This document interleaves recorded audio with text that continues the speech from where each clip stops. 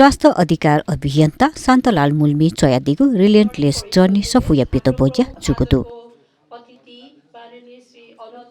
गैर सरकारी संस्था महासंघ व छत्र लक्ष्मी रुद्रलाल स्मृति प्रतिष्ठानीय गोशाले आइतबार जुगु ज्याजोरी रिलेन्टलेस जर्नी सफुया पितो बोज्या जुगु ख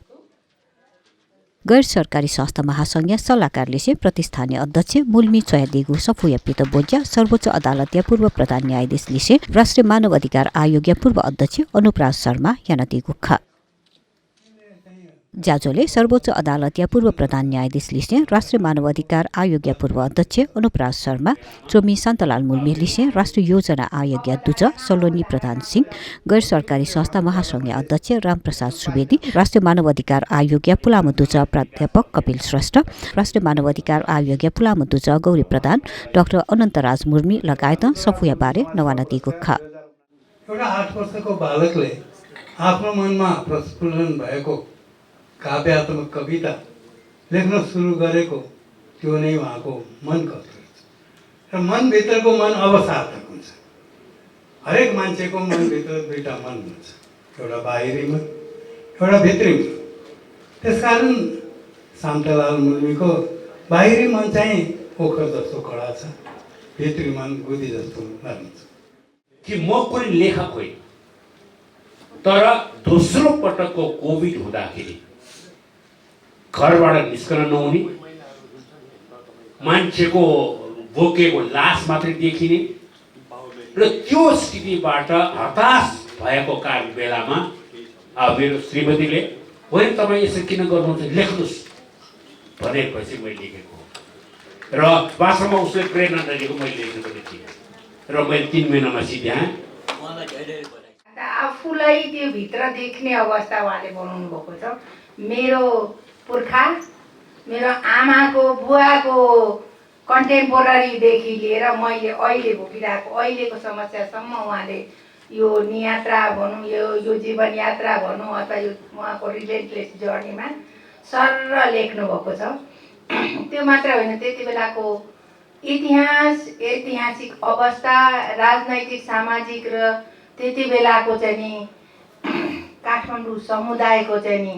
अवस्थालाई चित्रण गर्दै गर्दै गर्दै उहाँले समाजसेवा, मानव अधिकार प्रतिको उहाँको समर्पण र उहाँको निरन्तर यात्रा,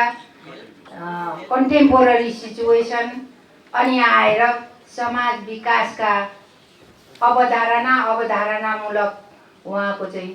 एडभोकेसीलाई कसरी आयो भन्ने कुरा ल्याउँदाखेरि यहाँ मध्ये हामी धेरैजना सँगसँगै त्यो यात्रामा हिँडेका रहेछौँ। आदरणीय शान्तलाल दाजुले यस्तो कार्यक्रम छ कसरी गरौँ भन्नुभयो र उहाँको बुवाको मैले भौतिक रूपले उहाँको बुवालाई मैले भेट्न पाइनँ, तर उहाँको बुवाको जीवनी सबै थाहा पाएको हुनाले अब यो गैर सरकारी संस्था महासङ्घ यो सामाजिक अभियन्ताहरूको एउटा फोरम पनि हो, त्यही भएर सामाजिक अभियन्ताहरू बिचमा नै यो कार्यक्रम गर्दा राम्रो होला, यो परिवारभन्दा अलिकति माथि उठेर गर्दा कसो हुन्छ दाजु भनेर मैले प्रस्ताव राखेँ र उहाँले सहज रूपले स्वीकार्नुभयो। त्यो भएर गैर सरकारी संस्था महासङ्घ नेपाल र छत्रलक्ष्मी रुद्रलाल मुल्मी स्मृति प्रतिष्ठानद्वारा यो कार्यक्रम यहाँ हामीले आयोजना गर्न गइरहेका छौँ। मैले रुद्रलाल मुल्मीजीसँग साथ सबैभन्दा नजिकबाट 2044 सालदेखि उहाँको अन्तिम समयसम्म सबैभन्दा बढी सङ्गत गर्ने पनि म हुँ र अझ मलाई लाग्छ म शान्तलालजीसँग भन्दा पनि रुद्रलालजीसँग बढी नजिक थिएँ। यो किताब जसरी हाम्रो अगाडि प्रस्तुत गर्नुभएको छ उहाँलाई बधाई, शुभकामना। यो उहाँको मात्रै एचिभमेन्ट होइन, यो सम्पूर्ण यो ह्युमन राइट्स कम्युनिटी, सम्पूर्ण एनजिओ कम्युनिटीको पनि एचिभमेन्ट हो। उहाँले जुन म भित्रको म र रिलेन्टलेस जर्नी भन्ने जुन किताब अहिले भर्खरै हामीसँग सार्वजनिक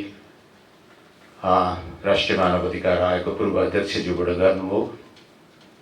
त्यो हामी सबैको निम्ति या उहाँको त्यो महत्त्वपूर्ण यात्रामा कतिपय समयमा हामी सँगसँगै पनि गाँसेका हौँला, तर उहाँको अलि लामो अनुभव छ यस विषयमा र त्यो किताब दुवै नेपाली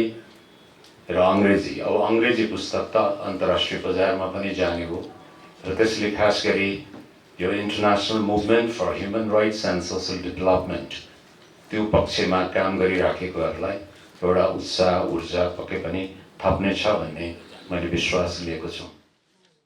ज्याझोले रुद्रलाल मुल्मी समाज सेवा शिरपा समाजसेवी मनु मोक्तान तामाङ या त ललागु ख चियदया मोक्तान या त प्रदेश नम्बर 1 या पहाडी क्षेत्र शिक्षा स्वास्थ्य खानेपानी लगायत निस्वार्थ रूपमा समाज सेवा जीवन अर्पण याना दिगुली शिरपा देछागु ख अब हाम्रो चाहिँ पुरस्कृत व्यक्तिलाई